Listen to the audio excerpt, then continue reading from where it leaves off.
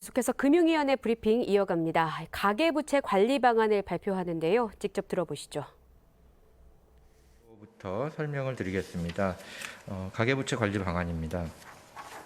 이제 자료 1페이지입니다.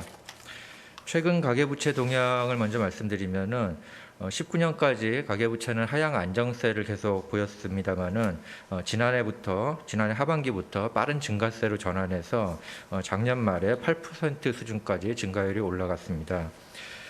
금년 들어서는 정부의 적극적인 대응 노력에 힘입어서 증가세가 다소 완화되고 특히 신용대출이 비교적 안정세를 찾아가는 모습입니다만은 여전히 가계부채 증가 수준은 높은 상황입니다.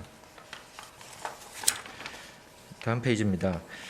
가계부채 평가와 관련해서는 우리나라 가계부채가 주요국 대비 규모도 크고 또 증가 속도도 매우 빠른 편이기 때문에 잠재적인 금융 불안 요인으로 지목되고 있습니다.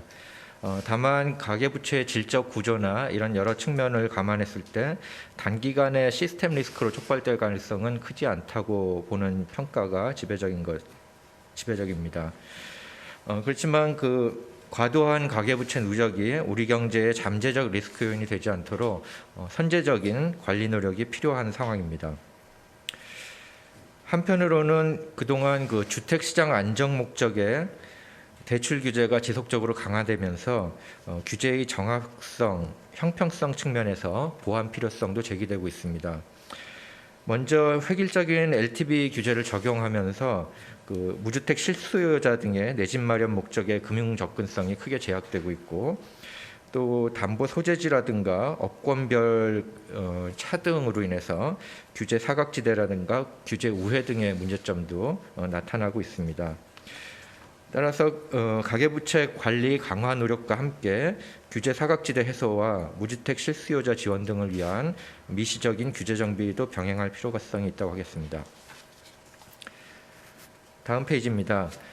가계부채 관리 방안의 기본 방향입니다. 저희가 앞으로 2, 3년간 2023년까지의 시계를 갖고 중기 관리 계획을 마련을 하였습니다. 먼저 코로나19 극복 과정에서 불가피하게 증가한 가계부채가 우리 경제에 부담을 주지 않도록 증가 속도를 안정적으로 관리해 나가고 또 전반적인 총액 관리와 함께 차주의 상환 능력 범위 내에서 가계대출이 취급될 수 있도록 여러 가지 제도적 뒷받침을 강구해 나갈 계획입니다. 이번 대책은 크게 4가지 파트로 구분되어 있습니다. 첫 번째는 총량 관리 노력 강화를 위한 거시 건전성 관리 체계를 정비하는 내용이고 두 번째로는 상환 능력 기반의 대출 관행을 정책하는 과제 또 취약 부분의 관리를 위한 제도적인 보완 노력 그리고 마지막으로 서민 청년층의 금융 지원을 확충하는 내용들입니다. 각각 과제의 세부 내용에 대해서 간략히 말씀을 드리겠습니다. 자료 4페이지입니다. 먼저 가계부채 거시건전성 관리체계 정비와 관련해서는 가계부채 증가율 목표 관리를 재개해 나갈 계획입니다. 2022년까지 가계부채 증가율을 코로나19 이전 수준인 4%대로 복원하려는 목표 하에 금년도에는 5, 6%대로 증가 수준을 관리할 계획이고 특히 신용대출 쏠림 현상 등이 발생하지 않도록 유의해 나갈 계획입니다. 이러한 목표 관리를 위해서 여러 가지 거시건전성 감독 수단을 재정비해서 관리 체계를 구축할 계획입니다. 먼저 금년 하반기 중에 은행권 가계 부분 경기 대응 완충 자본을 도입할 계획입니다. 가계대출 증가 수준이라든가 여러 가지 변수를 고려해서 0에서 2.5% 포인트 비율의 추가 자본을 적립하도록 의무를 부과하는 제도입니다. 두 번째로는 예금보험료의 차등 보험료율 제도를 통해서 가계부채 관리 유인을 제공해 나갈 계획입니다. 가계대출 위험도나 증가율과 같은 여러 변수를 감안해서 최대 플러스 마이너스 10% 범위 내에서 예금보험료를 차등화해 나가는 제도입니다. 아울러 제2금융권의 한도성 여신에 대한 리스크 관리도 은행권 수준으로 점진적으로 관리를 해 나갈 계획입니다. 다음 자료 5페이지입니다. 상환 능력에 기반한 대출 관행 정책과 관련해서는 현재 특정 그룹에만 적용되고 있는 차주 단위 DSR 적용 범위를 23년 7월부터 전면적으로 시행하는 걸 목표로 해서 향후 2, 3년에 걸쳐서 3단계에 걸쳐서 단계적으로 대상을 확대해 나갈 계획입니다. 현재는 적용 대상이 투기 과열지구에 9억 원 초과 주택을 구입하면서 주택담보대출을 받는 차주, 또는 연소득이 8천만 원을 초과하면서 신용대출을 1억 원 이상 받는 차주에 한해서 차주별 DSR이 적용되고 있습니다. 이 부분을 금년 7월에는 주택가격을 6억 원 초과 주택을 구입하는 경우까지 확대를 하고, 또 신용대출 1억 원 초과 하는 부분에 대해서도 같이 적용을 해나갈 계획입니다. 그리고 내년에는 이러한 구분 없이 금융회사로부터 받던 총 대출액이 2억 원을 초과하는 경우에는 차주별 DSR을 적용을 하고, 마지막으로 23년 7월에는 총 대출금이 1억 원을 초과하는 경우에 대해서 차주별 DSR을 전반적으로 적용을 해나갈 계획입니다. 그 구체적인 적용 대상 범위나 이런 것들은 향후 시장 구조 변화에 따라 달라지겠지만은 금년 현재를 기준으로 봤을 때 총 대출액 1억 원을 초과하는 차주의 비중은 차주 수 기준으로는 약 30% 정도 되고, 금액 기준으로는 약 75% 정도가 될 것으로 추정이 되고 있습니다. 이 차주 단위 DSR 적용하는 그 대출금의 범위는 원칙적으로 모든 금융기관 대출을 다 합산을 하되, 소득 이외에 별도의 상환 재원이 인정되는 경우거나, 또 정책자금 또는 차주 단위 DSR 적용 실익이 크지 않은 소액 대출 같은 경우에는 적용 대상에서 배제가 됩니다. 구체적인 그 배제 기준은 아래 5페이지 아래쪽 표에 있으니까 참고를 부탁드리겠습니다. 다음 자료 6페이지입니다. DSR 산정과 관련해서 실제 거래 관행에 맞게 그 산정 방식도 좀 더 합리화해 나갈 계획입니다. 먼저 DSR 산정할 때 적용되는 만기와 관련해서 가급적 실제 대출 약정에 반영된 만기가 반영될 수 있도록 체계를 정비를 해 나갈 계획입니다. 현재는 그 신용대출 같은 경우에 대부분의 신용대출이 1년 만기로 약정이 되고 1년마다 갱신되는 관행이 있기 때문에 이 부분에 대해서 일률적으로 10년의 만기를 만기가 10년인 걸로 간주하고 DSR을 계산을 해왔습니다. 그래서 이 부분에 대해서 점진적으로 실제 약정 만기에 따라서 DSR이 산정될 수 있도록 하되, 단기간에 시장 혼선이 나타날 수 있는 부분이기 때문에 충분한 시간을 부여해서 그 분할 상환이라든가 단연도 약정이라든가 이런 시장 관행 변화를 유도해 나가고 합리적인 관행이 정착될 수 있도록 해나갈 계획입니다. 23년 7월 그 전반적으로 그 실제 만기 반영되는 체계가 정비될 때까지는 저희가 과도기적으로 시범 운영 조치를 해나갈 계획입니다. 현재 10년으로 획일적으로 적용되는 신용대출 만기를 7년, 5년으로 점진적으로 좀 낮춰가고, 또 반면에 지금 1년 단위로만 그 대출이 이루어지고 있는 부분에 대해서 만기 구조를 중장기 구조로 가져가고 또 분할 상환하는 그런 신용대출에 대해서는 실제 만기가 DSR 산정 만기에 적용될 수 있도록 그렇게 해나갈 계획입니다. 다음으로 그 차주별 소득을 산정하는 데 있어서 이 소득 파악의 애로로 인해서 여러 가지 불편이 없도록 소득 인정 방법을 유연하게 운영을 해나갈 계획입니다. 현재 주로 사용되고 있는 과세 자료라든가 이런 증빙소득 외에 연금이라든가 보험료 납부 자료 같은 인정소득도 폭넓게 활용을 하고, 그 밖에 매출액이라든가 또 임대소득과 같은 다양한 관련 자료도 활용할 수 있도록 하고, 또 새로운 기법을 통해서도 소득 추정 방식이 나타날 수 있도록 탄력적으로 운영을 해나갈 계획입니다. 자료 7페이지입니다. 관리 취약 부분에 대한 제도 보완입니다. 그동안 그 주택담보대출 위주로 가계대출 규제를 운영해 오다 보니까 비은행권이라든가 비주택담보대출과 같은 규제의 일부 좀 사각 영역이 문제가 제기된 바 있습니다.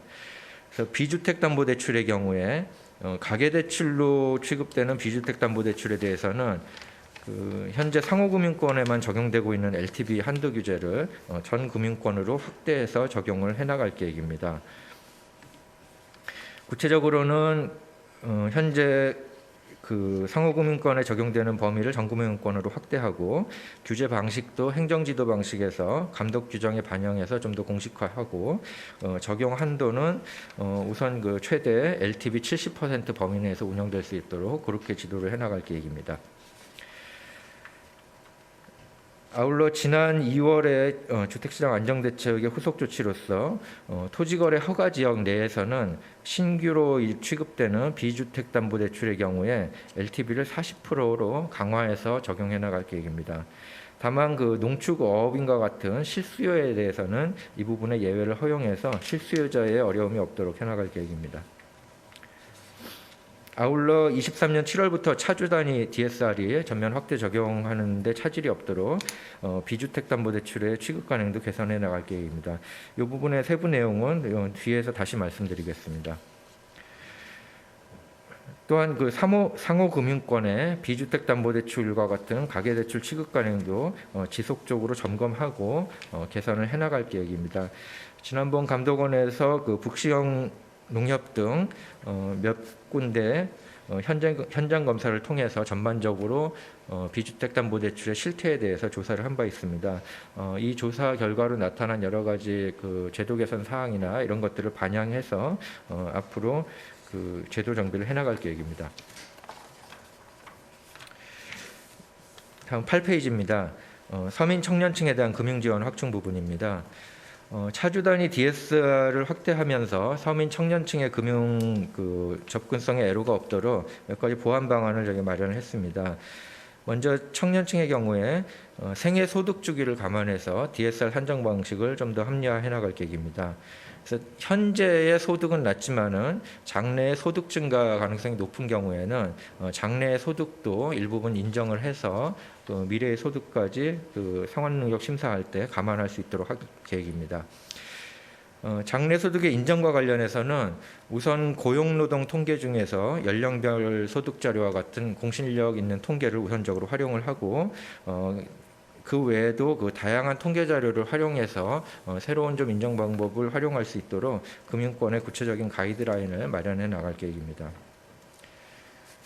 다음으로 초장기 모기지와 관련해서는 지난번 말씀드린 바와 같이 최장 40년 만기의 초장기 모기지를 하반기 중 출시하는 것을 목표로 해서 지금 준비 중입니다.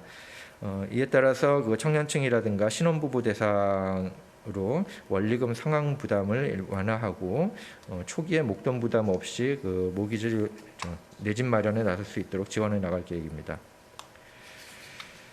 마지막으로 주거 사다리 강화를 위한 서민 실수요자 혜택과 요건의 합리적 조정 부분인데 이 부분은 뒤에서 다시 말씀을 드리겠습니다. 자료 9페이지입니다. 오늘 발표한 대책 이외에 저희가 추가적으로 검토해서 조속한 시일 내에 추가로 이제 발표할 계획인 것들이 있습니다. 먼저 서민 실수요자 혜택과 요건의 조정 부분입니다. 현재 서민 실수요자에 대해서는 규제 수준보다 LTV나 DTI를 10%포인트 우대해서 허용을 해주는 우대 제도가 있습니다. 근데 이 부분의 수혜 범위나 수혜 폭이 지나치게 엄격하다는 문제 제기들이 많이 있어서 금융 우대 혜택도 10%포인트에서 일정 부분 좀 상향 조정하고 혜택을 받는 대상도 범위를 넓혀가는 부분을 추가적으로 좀 협의를 하고 있습니다. 구체적으로는 현재 소득과 관련해서는 부부 합산 소득 8천만 원인 것을 기준으로 하고 있는데 이 부분을 한 1억 수준까지 올리는 것을 검토를 하고 있고 또 대상 주택도 현재 6억 투기과열지구 같은 경우는 6억 원 이하 주택에 한해서만 혜택을 부여하고 있는데 최근의 집값 수준이나 이런 것 현실을 감안해서 이 부분도 상향 조정하는 방안들을 협의 중입니다. 세부 방안은 관계기관과 추가 협의나 이런 것들을 통해서 조속한 시일 내에 별도로 마련해서 발표할 계획입니다. 두 번째로는 그 23년 7월부터 차주 단위 DSR이 전면적으로 도입됨에 따라서 그 이전에 그 비주담대에 대한 취급 가능을 개선을 해나갈 계획입니다. 현재 문제점으로 파악된 것 중에 하나는 그 비주택담보대출 중에 상당 부분, 특히 이제 농지담보라든가 상가담보 같은 경우에 실제로는 이게 가계자금 용도가 아닌 사업자금 용도인데 편의상 사업자 대출이 아니라 가계대출로 취급되는 관행들이 존재를 하고 있습니다. 근데 이 부분에 대해서 저희가 이제 LTV나 DSR 규제 같은 것들이 강화가 되면은 농민이나 자영업자의 자금 조달에 애로가 생길 수 있는 만큼 실제 자금 용도를 보아서 영농자금이나 또 사업자금 용도인 경우에는 기업대출로 취급될 수 있도록 그렇게 유도를 해나갈 계획입니다. 아울러 기업대출로 취급하는 데 있어서 그 여러 가지 애로가 없도록 절차나 기준도 좀 간소화하고 보완해 나갈 계획입니다. 끝으로 그 상환할 수 있는 적정 수준을 초과하는 과도한 그 대출 관해 이 부분에 대해서는 저희가 지속적으로 시장 상황을 모니터링 해나가면서 필요한 제도 개선 노력을 계속 해나갈 계획입니다. 자료 10페이지 향후 일정입니다. 그러니까 6월까지 금융권과 실무 협의 또 전상 구축 이런 마무리 단계를 다 차질 없이 준비하고 올해 추진할 과제는 21년 7월부터 우선 행정지도로 시행하고 필요한 규정 개정 작업이나 이런 것들을 조속히 추진해 나갈 계획입니다. 그리고 내년인과 23년에 추진할 중장기 과제에 대해서는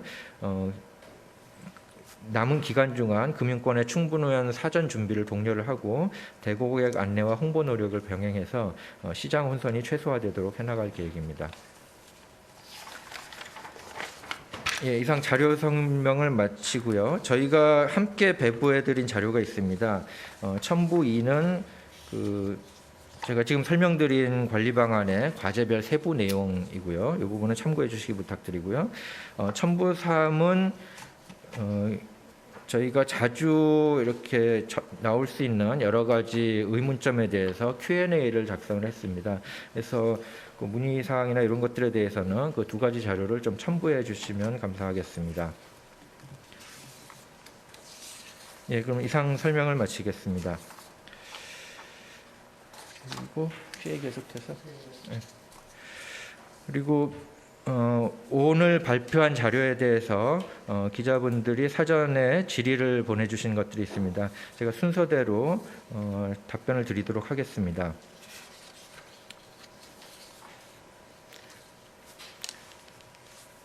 먼저 아이뉴스24 이효정 기자님께서 차주 단위 DSR을 적용을 하면은 그 소득이 높은 사람은 더 대출을 받고 소득이 적은 사람은 대출을 못 받기 때문에 격차가 더 벌어지는 것이 아니냐 하는 질문을 주셨습니다.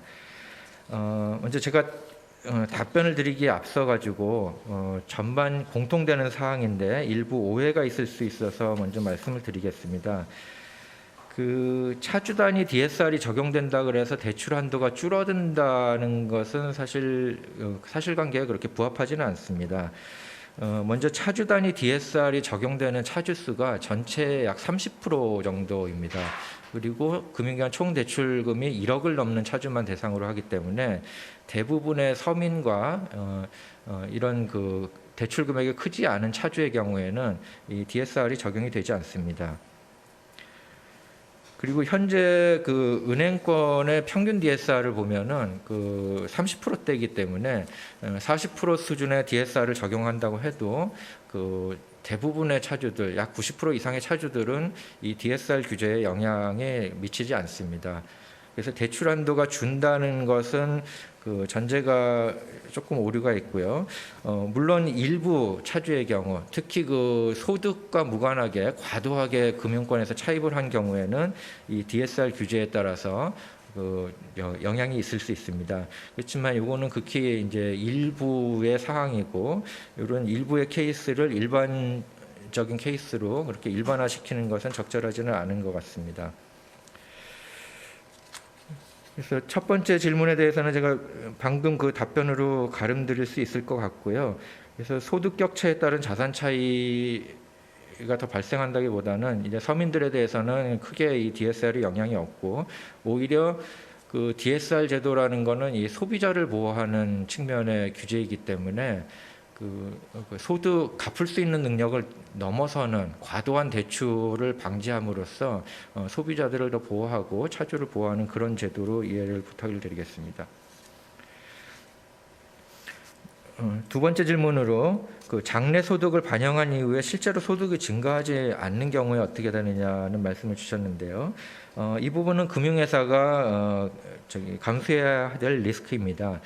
대출 당시에 금융회사는 최선의 판단을 통해서 그 차주의 소득이나 상환 능력을 심사를 하게 되고 그에 따라서 대출 한도를 책정하게 됩니다.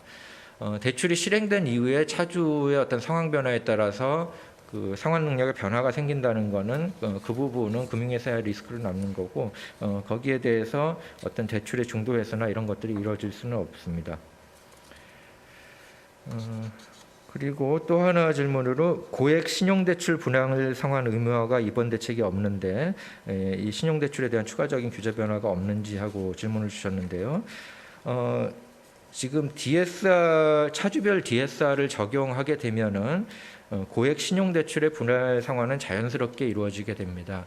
이 차주별 DSR이라는 거는 그 차주가 그 해당 연도에 빚을 갚는 데 쓰는 돈을 소득의 일정 부분으로 제한을 하는 거기 때문에 고액의 신용대출을 받기 위해서는 단연 여러 해에 걸쳐서 분할 상환을 하는 수밖에 없습니다. 그렇지 않고서는 이 고액 신용대출이 이루어질 수가 없기 때문에 이 차주별 DSR의 적용이 그 고액 신용대출 분할 상환을 유도하는 그런 장치라고 이해를 해주시면 될 것 같습니다. 다음으로 조선일보 최영석 기자님께서 총 대출액 개념이 추가된 이유로 질문하셨는데요.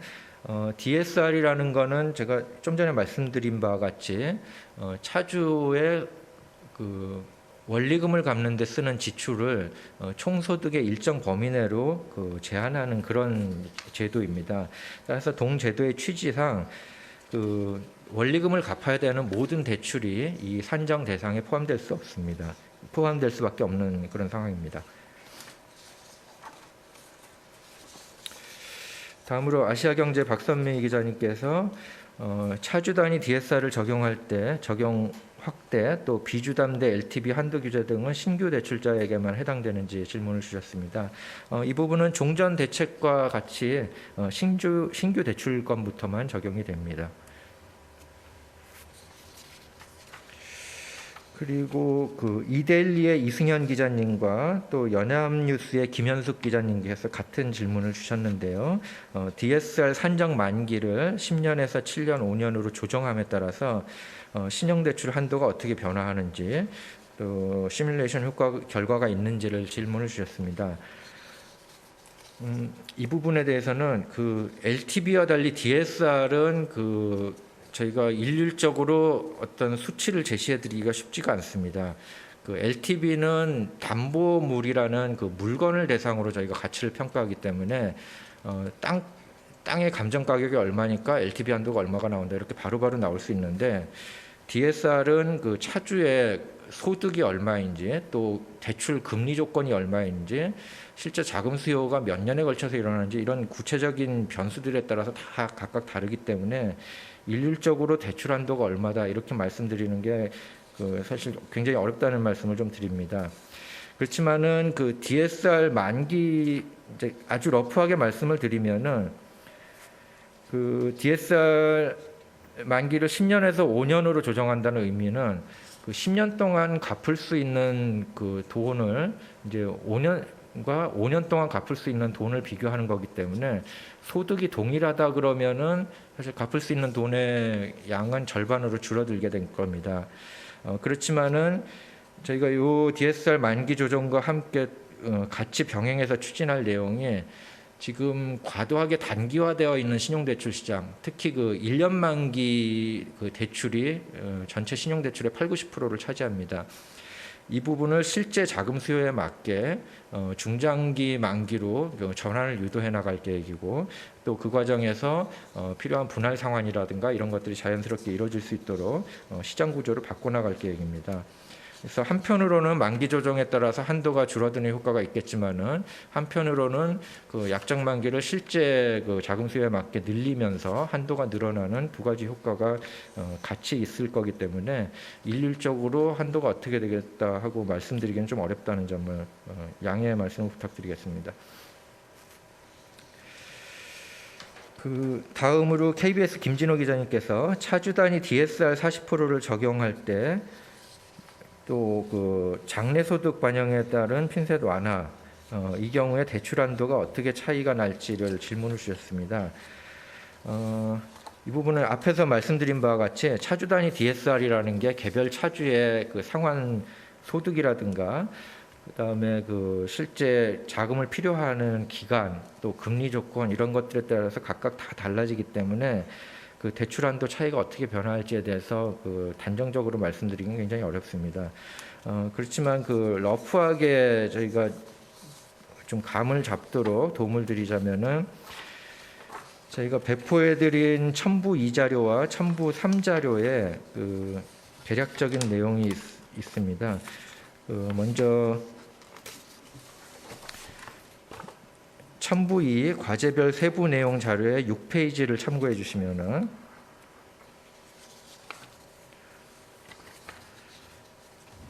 저희가 차주의 연소득에 따라서 그 대출 한도가 어떻게 변화하는지 그 시뮬레이션을 한 자료가 있습니다. 이 부분을 참고해 주시면 될 거고요. 다시 한번 강조드리지만은 이 부분은 다른 조건에 다 동일하다고 전제를 할 경우에 이렇게 되는 경우고요. 실제로는 차주의 대출 조건, 금리라든가 만기 이런 거에 따라서 굉장히 변수가 많다는 점은 좀 말씀을 드립니다. 이 시뮬레이션 따르면은 예를 들면은 연소득이 5천만 원인 차주가 만기 20년 대출을 받으면은 3.15억 원, 또 30년은 4.22억 원의 대출 한도가 책정이 되고요. 예를 들면 연봉 5천만 원의 부부가 부부 합산 소득이 1억인 경우 그 경우에는 만기 20년은 6.3억 원 정도, 또 만기 30년은 8.4억 원 정도 이렇게 대출 한도가 책정되는 걸로 그렇게 러프하게 좀 계산해 볼 수 있습니다.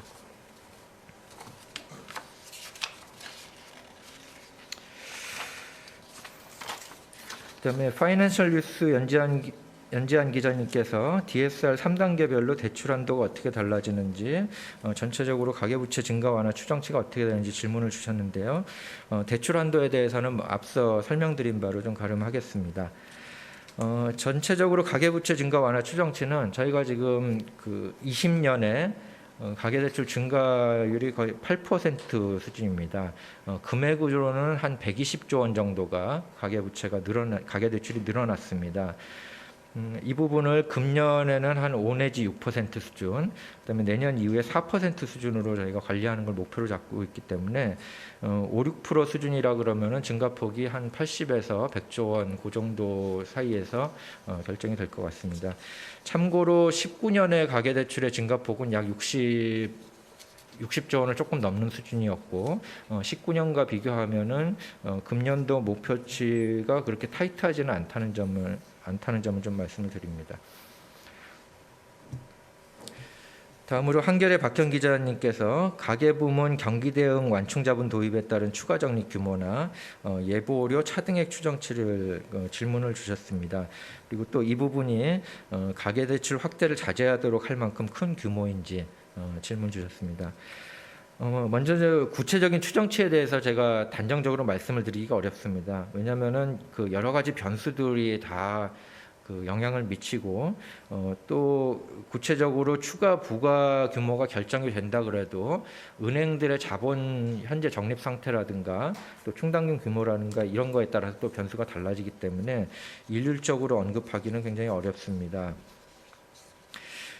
다만 그 저희가 이 부분을 도입해 나가면서 초기에 급격한 충격이 없도록 점진적으로 제도를 도입해 나갈 계획입니다. 효과에 대해서는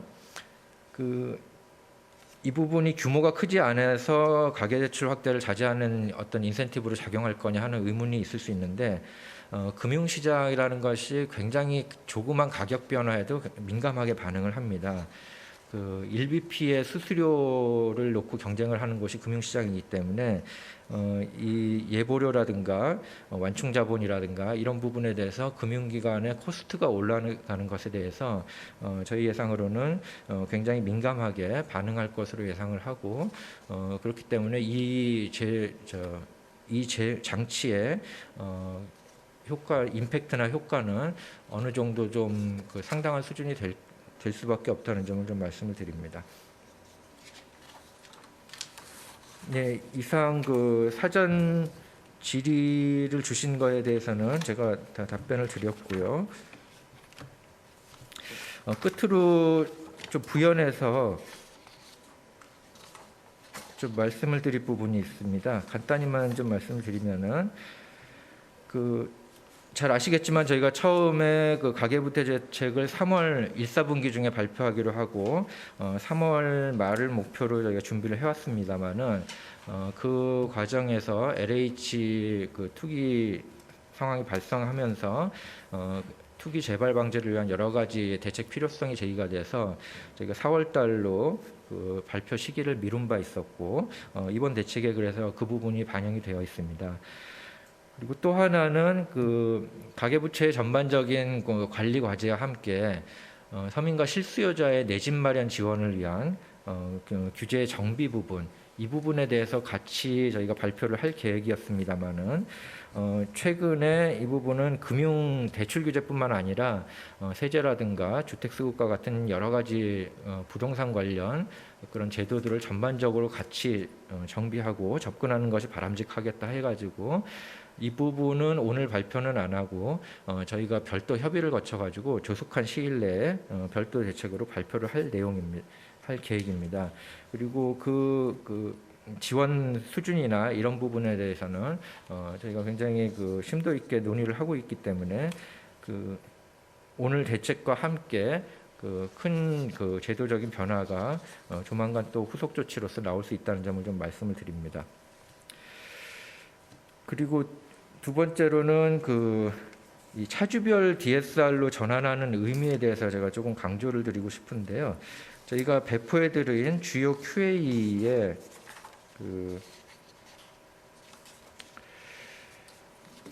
두 번째 질문에 저희가 답을 좀 달아놨습니다. 아까도 잠깐 말씀드렸지만은 가계부채 관리의 핵심 툴 중에 중요한 툴 중에 하나가 LTV와 DSR입니다. 근데 LTV는 이거는 그 사람을 보고 규제를 하는 게 아니라 그 땅이라는 물건을 보고 규제를 하기 때문에 투기 수요나 실수요를 구분하지 않고 획일적으로 규제가 적용되게 됩니다. 그러다 보니까 그 LTV 규제를 강화하면은 이 투기 수요도 억제되지만 또 한편에서 실수요자들까지도 불편을 겪는 그런 좀 애로점이 있었습니다. 반면에 DSR은 그 차주의 상환 능력을 기준으로 평가를 하기 때문에 실수요와 투기 수요를 LTV보다는 비교적 더 구분해낼 수 있는 그런 효용성이 있습니다. 그래서 저희가 차주별 DSR 적용을 확대를 해 나가더라도 실제 그 실수요자의 경우에는 대출 한도에 전혀 변화가 없을 겁니다. 제가 앞서 말씀드린 바와 같이 90% 이상의 차주들은 이 DSR 제도 도입에 따른 변화를 느끼지 못할 것이고요. 다만 그동안 소득을 초과해서 과도하게 금융대출을 받아서 부동산이라든가 이런 여러 그 투자 자금에 썼던 투기 수요들, 특히 갭 투자와 같은 경우에는 이 DSR 제도가 도입되면서 굉장히 큰 영향을 받을 것으로 예상이 됩니다. 저희가 QA 자료 2페이지에 중간에 표로 시뮬레이션을 좀 해서 자료를 드렸습니다만은 실수요자 같은 경우에는 DSR 제도가 도입되더라도 현재 대출 한도에서 더 이상 줄어들지 않습니다. LTV 한도보다 DSR 한도가 훨씬 높기 때문에 영향이 거의 없는 상황이고요.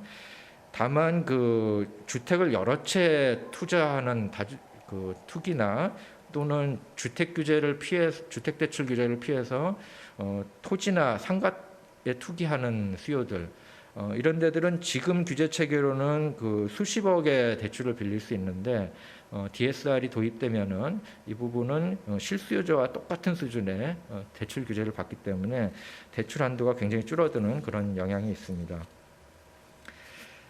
아울러서 그 DSR이라는 거는 그 LTV와 달리 LTV는 금융회사의 그 손실을 제한하는 금융회사의 건전성을 확보하려는 규제인 반면에 이 DSR 제도는 차주를 보호하는 소비자 보호 측면의 규제입니다. 그래서 그동안 저희가 금융사 건전성 위주로 그렇게 규제 체계를 운영해 왔다면은 이 DSR 제도가 도입되면서 금융 선진국처럼 저희도 이제 소비자 보호 중심으로 규제 체계를 전환해 나가는 그런 의의가 있고요. 또 한편에서는 그 주택금융시장의 자금 흐름을 그 불효불급한 투기 수요가 아니라 실수요자 쪽으로 전환시켜 나가고 선순환시킬 수 있는 그런 장치로서 매우 효용성이 있다고 그렇게 보고 있습니다. 그리고 그 같은 QA 자료 1번으로 저희가 라벨링 다른 것들인데 이 부분들 조금 말씀을 드리면은 그 일각에서 좀 오해하시는 부분이 이번에 발표하는 가계부채 관리 대책이 대출 규제 정책이니까 대출 한도가 크게 준다 이렇게 생각을 하시는데 오늘 발표한 가계부채 대책은 대출을 줄이는 게 아니라 그 가계부채 규모가 이미 저희 GDP 수준을 넘어선 상황이기 때문에 더 이상 더 급증하지 않도록 그 증가 속도를 좀 조절해 나가는 그런 취지입니다.